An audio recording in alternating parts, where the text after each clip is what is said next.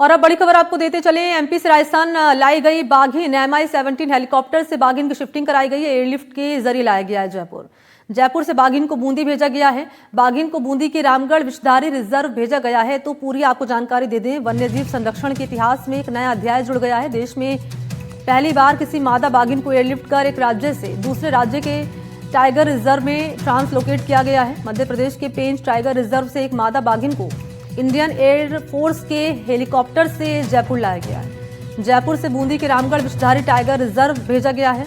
वन्यजीव प्रबंधन सुरक्षा भविष्य की रणनीति के लिहाज से इसे अहम माना जा रहा है। विशेषज्ञों की निगरानी में पूरी प्रक्रिया को अंजाम दिया गया ताकि बाघिन को किसी तरह का नुकसान न हो, ट्रांसलोकेशन पूरी तरह सफल रहे। राजस्थान में बाघों की संख्या बढ़ाने और वहां के टाइगर रिजर्व को आबाद करने की दिशा में ये ट्रांसलोकेशन एक बड़ी पहल मानी जा रही है।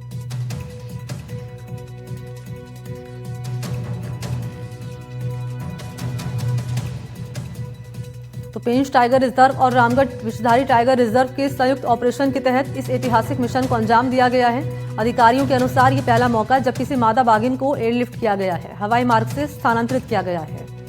बाघों का ट्रांसलोकेशन सड़क मार्ग से होता रहा है। ये पहली मर्तबा ऐसा हुआ है कि एयरलिफ्ट किया गया है बाघिन को, और उद्देश्य यही है कि यहाँ राजस्थान में बाघों की संख्या बढ़ाई जाए और टाइगर रिजर्व को आबाद किया जाए। और हमारे सहयोगी इस वक्त ज्यादा जानकारी लिए सलीम जुड़ चुके हैं। चलते हैं सलीम के पास। सलीम, इससे पहले ये रिकॉर्ड किया जाएगा, इतिहास में दर्ज होगा, ये जो तस्वीर सामने आई है, ट्रांसलोकेशन की प्रक्रिया पूरी की गई है एयरलिफ्ट के जरिए, और उद्देश्य सीधा यही है कि बाघों की संख्या बढ़ाई जाए और टाइगर रिजर्व को आबाद किया जाए। देखिए, मैं आपको बता दूं, ये प्रदेश राजस्थान ने जो है बड़ा इतिहास रचा है। मध्य प्रदेश के पेंच टाइगर रिजर्व से राजस्थान का जो चौथा रामगढ़ टाइगर रिजर्व है, यहाँ पर जो है बाघिन को जो शिफ्ट कर दिया गया है। यहाँ समय पर जो है क्लियरेंस नहीं मिलने के चलते बाघिन को जो जयपुर ले जाया गया और वहां से सड़क मार्ग के थ्रू जो है उसे बूंदी लाया गया है। करीब बाघिन ने हवाई और सड़क मार्ग का करीब 7 घंटे का सफर तय किया। 11:30 बजे करीब जो है जयपुर एयरपोर्ट के से टीम जो है बूंदी लेकर रवाना हुई थी, और सुबह 6:30 बजे के करीब जो है बाघिन को बूंदी के जो रामगढ़ अभ्यारण्य का बजालिया एनक्लोजर है, वहां पर बाघिन को सुरक्षित जो है एनक्लोजर में छोड़ दिया गया है। अब 10 दिनों तक जो है बाघिन का यहाँ पर लगातार जो है उस पर मॉनिटरिंग की जाएगी, उसके हाल चाल जाने जाएंगे, स्वास्थ्य पर नजर रखी जाएगी। और यदि ये प्रोजेक्ट सफल रह जाता है तो आने वाले समय पर जो है बूंदी के साथ जो है कोटा का मुगंदा टाइगर रिजर्व है, वहां पर भी बाहर से महाराष्ट्र से जो है बाघिन लाई जाएगी। तो ये महत्वपूर्ण प्रोजेक्ट है। मैं आपको बता दूं, आखिरकार ये ट्रांसलोकेशन की आवश्यकता क्यों पड़ी। राजस्थान में सबसे बड़ा जो अभ्यारण्य है वो रणथंभौर है, और रणथंभौर के जो टाइगर्स है वो पूरे राजस्थान के अंदर जो है उन टाइगर रिजर्व के अंदर वो मौजूद किए एक ही नस्ल के जो है ये टाइगर है। ऐसे में बीमारी बढ़ने का भी खतरा रहता है। तो केंद्र सरकार की ये पहल है कि दूसरे राज्यों के जो बाघिनों को यहाँ पर लाकर उनकी नस्लों को बदला जाए, ब्रीडिंग को बदला जाए, ताकि यहाँ पर नए जो है बाघिन हो, ताकि कोई प्रकार की बीमारी यहाँ पर फैले नहीं। तो उसको लेकर इसकी शुरुआत जो है बूंदी से की गई है। मैं आपको बता दूं, अंतरराष्ट्रीय बाघ ट्रांसलोकेशन की शुरुआत 2008 में उड़ीसा के अंदर की गई थी।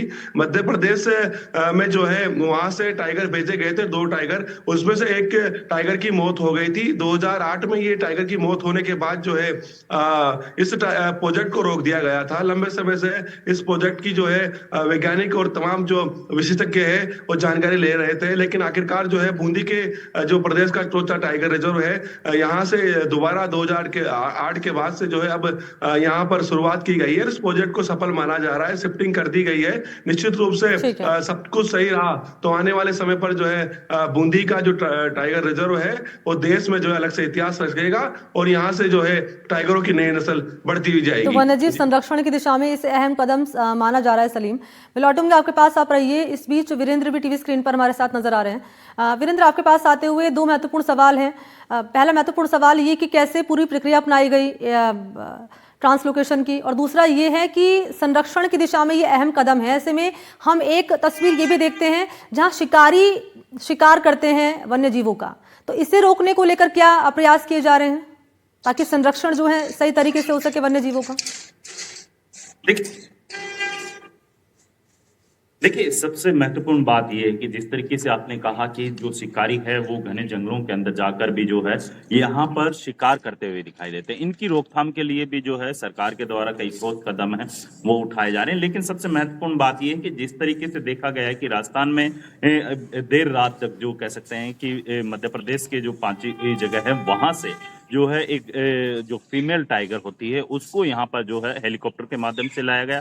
वजह ये रही कि देर रात का, क्योंकि देखिए जिस तरीके से जो उसको ट्रंकुलाइज करने का जो समय होता है, क्योंकि कितने समय तक जो है किसी वन्य जीव को ट्रंकुलाइज किया जा सकता है, इन तमाम चीजों को ध्यान में रखते हुए जो है डॉक्टर्स की टीम के द्वारा जो है समय डिसाइड किया और फिर बाद में जयपुर से ही जो है यहाँ जो कह सकते हैं कि जो बूंदी जिले के अंदर जो है उसको ले जाने का कार्य किया गया। लेकिन सबसे महत्वपूर्ण बात यह है कि जिस तरीके से जो पहली बार राजस्थान के अंदर इस तरीके का जो कह सकते हैं कि अन्य राज्य से, अंतर्राज्य हम कहेंगे, अंतर्राज्य से जो है वन्य जीव को ट्रांसपोर्ट किया गया है, इसके लिए जो है कहीं ना कहीं राजस्थान के अंदर जो है लंबे समय से लगातार फीमेल जो टाइगर होती हैं उनकी लंबे समय से जो कोशिश भी की जा रही थी राजस्थान के पर्यावरण प्रेमियों और जो तमाम जो बड़े नेता हैं, चाहे ओम बिरला की बात कीजिए या फिर अन्य लोगों की बात कीजिए, उनकी एक कोशिश थी, लेकिन आज वो कोशिश है वो कामयाब हुई और उसका शिकारियों की रोकथाम जो को है लेकर क्या प्रयास हो रहे हैं वीरेंद्र, ये महत्वपूर्ण सवाल रहेगा। मैं चाहूंगी संक्षेप में आप जानकारी दें, उसके बाद फिर आगे बढ़ेंगे हम।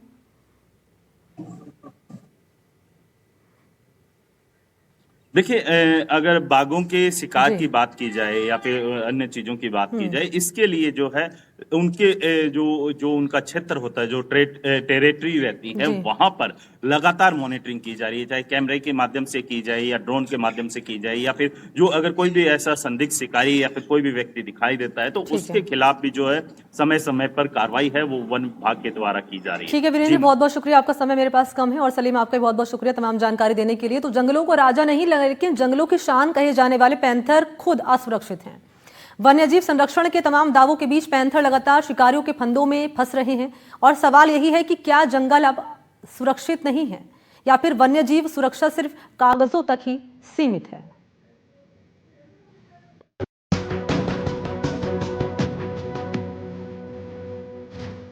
वन्य जीवों पर बड़ा संकट, फंदों में फंस रहे हैं पैंथर, संकट में जंगलों की शान। जंगल जो कभी पैंथर का सुरक्षित ठिकाना हुआ करता था, आज वही जंगल उसके लिए मौत का जाल बनता जा रहा है। तस्वीरें डराने वाली हैं। शिकारियों के फंदे और दर्द से कहराता पैंथर शिकारी जंगलों में बिछा रहे हैं फंदे, जिनका मकसद शिकार करना है, लेकिन फंस रहे हैं दुर्लभ और संरक्षित वन्य जीव। जहाँ पर पैंथर बिजली के तारों की करंट से और रोड पार करते समय इनकी दुर्घटनाएं बढ़ी है। तो हम चाहते भी हैं कि बूंदी के लिए ये जो इसका लेपर्ड सफारी का है जो प्रस्ताव भिजवा कर इन्होंने दे रखा है, उसको जल्द से जल्द अमल में लाया जाए और वन विभाग के पास जो मैन पावर की कमी है उस कमी को दुरुस्त किया जाए। इसके साथ ही खेतों में और जहाँ ये शिकारी सक्रिय हैं वहाँ पर नियमित मॉनिटरिंग और गश्त की जाए। यहाँ बूंदी के जो जंगल हैं इतने समृद्ध हैं कि जीव और वाइल्ड लाइफ यहाँ पर प्रचुर मात्रा में है, लेकिन मॉनिटरिंग के अभाव में यहाँ पर कुछ भी सही नहीं हो रहा है। और होना ये चाहिए कि यहाँ पे जो आबादी क्षेत्र जो आसपास जंगलों के हैं वहाँ पर प्रॉपर मॉनिटरिंग हो, शिकारियों की पहचान हो और उनको बाकायदा इस तरह से पाबंद किया जाए कि उनको सख्त से सख्त संदेश जाए, ताकि वो आगे से फंद देने लगाएं और ये जो जीव जंतुओं को मारने की जो स्थितियां जो बन रही है इनके ऊपर किसी न किसी तरीके से रोक लगे। महज 4 दिनों में दूसरी घटना सामने आने के बाद वन विभाग में हड़कंप मच गया है। ताजा मामला खटकड़ इलाके के केसरपुरा गांव का है, जहां खेत की बाड़ में लगाए गए फंदे में एक पैंथर फंस गया। जिले में ये बीते 4 दिन में पैंथर के फंदे में फंसने की दूसरी घटना है। हमारे वन विभाग और इसके वजह से जो ये हमारे यहाँ अभयारण्य बना है, इसमें काफ़ी सारा पैसा राज्य सरकार और सब तरह के संसाधन खर्च कर रहे हैं, पर ये सबसे बड़ी समस्या है कि किसी भी कारण से कोई सा भी जानवर अगर घायल हो जाता है तो हमें उसको ले जाने के लिए दूसरे ज़िले में ले जाना पड़ता है। तो जब इतने संसाधन खर्च हो रहे हैं तो राज्य सरकार को, वन विभाग को प्रयास करके यही हमारे यहाँ एक अच्छा रेस्क्यू सेंटर डेवलप करना चाहिए। बूंदी के लोगों को भी ये समझना चाहिए कि अगर हम जीव को खो रहे हैं तो हम जीव को नहीं खो रहे हैं, या बूंदी की अर्थव्यवस्था को खो रहे हैं, यहाँ के पर्यटन को खो रहे हैं। तो यहाँ के लोगों को भी जागरूक होना जरूरी है। और जैसे राज्य सरकार और केंद्र सरकार लगातार यहाँ बाघ लाने का प्रयास कर रही है, तो हम एक जीव को बढ़ाने के लिए दूसरे जीव को नहीं खो सकते। इसलिए हमें ये जरूरी है कि यहाँ पर आमागढ़, जयपुर की तरह यहाँ पर बूंदी में एक लेपर्ड सेंचुरी बनाई जाए। इससे पहले 15 दिसंबर को हिंडोली वन क्षेत्र में भी एक युवा पैंथर शिकारियों के लगाए फंदे में फंस गया था। वहीं इससे पहले 4 मार्च 2025 को नैनवा वन खंड के जजावर क्षेत्र में ग्रामीणों ने फसल कटाई के दौरान लोहे की जंजीर से बने फंदे में फंसे पैंथर को देखा था। महज 1 साल में 3 घटनाएं ये साफ संकेत दे रही हैं कि शिकारी पूरी तरह से बेखौफ हो चुके हैं। वो जंगलों के अंदर और खेतों की बाड़ों में खुलेआम मौत के जाल बिछा रहे हैं। पैंथर का शिकार सिर्फ एक जान का नुकसान नहीं, ये हमारे पर्यावरण और जैव विविधता पर हमला है। अब देखना ये होगा कि सरकार और वन विभाग कब तक इस खतरे को गंभीरता से लेते हैं। बूंदी से सलीम अली की रिपोर्ट, एनडीटीवी राजस्थान।